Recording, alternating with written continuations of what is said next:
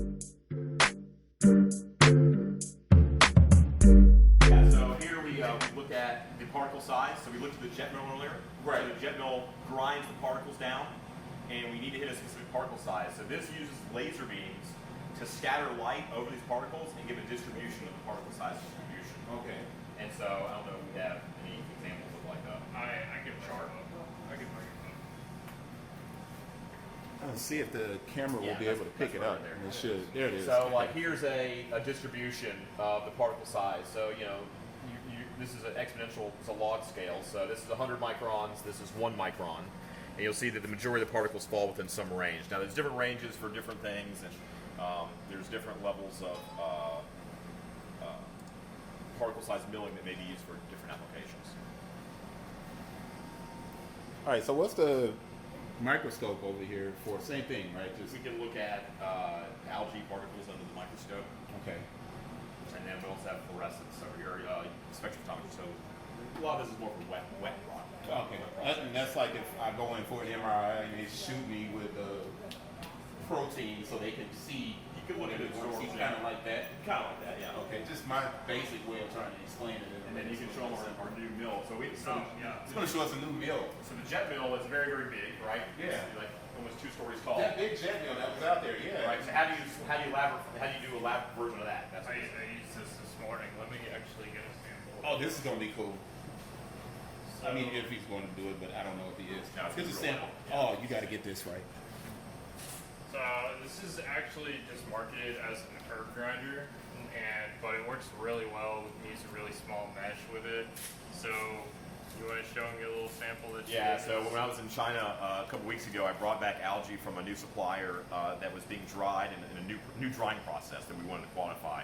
So we get it in this material, we run all the analysis, look at protein, minerals, odor, and then we need to grind it into a particle size and compound with it. So this is the next step. So we use the hammer mill, and the hammer mill will grind this granule material into a fine powder, and then we use the particle size analysis to measure this particle size. That graph would actually be representative of what this would be. okay. It's representative, but this hasn't been tested yet.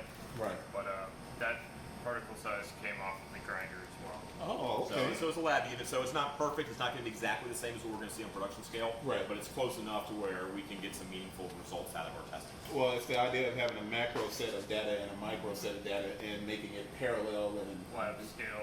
yeah. So it's scaling, It's scaling. basically scaling. Yeah. Okay. So we can do small scale, big scale, and then from like this, there may be some fragments that are too big. They'll run it through a sifter here.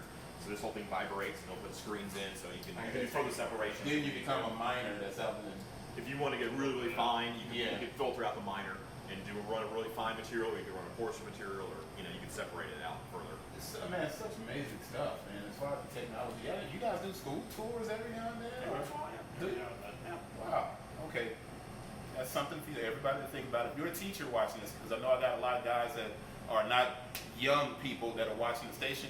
If you're a teacher that's watching it and you're in the region, Yeah, we're in Mississippi. we're in Mississippi, if you can get down this way and schedule something with Ryan, I think you should, man, because the more we know about this stuff, the more responsible we become. We can't continue to collect 100 pair of sneakers and not think that it's, affecting the planet.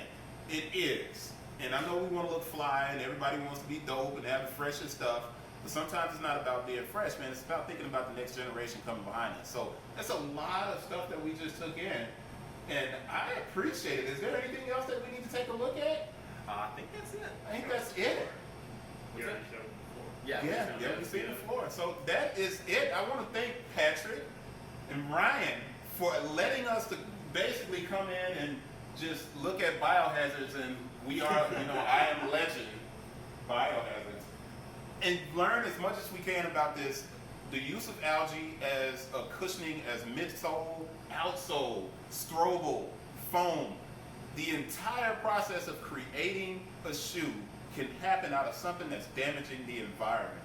And that's big, really important. I don't even know the words that I can throw in to make it that much more important to you guys to understand this. But that's it. We're going to wrap it up. And I appreciate Algix and Bloom for having us down. Fellas, Thank you. this Great. is good, Very much. amazing stuff. Yeah. I'll see you guys on the next one. That's a sustainability report. Peace.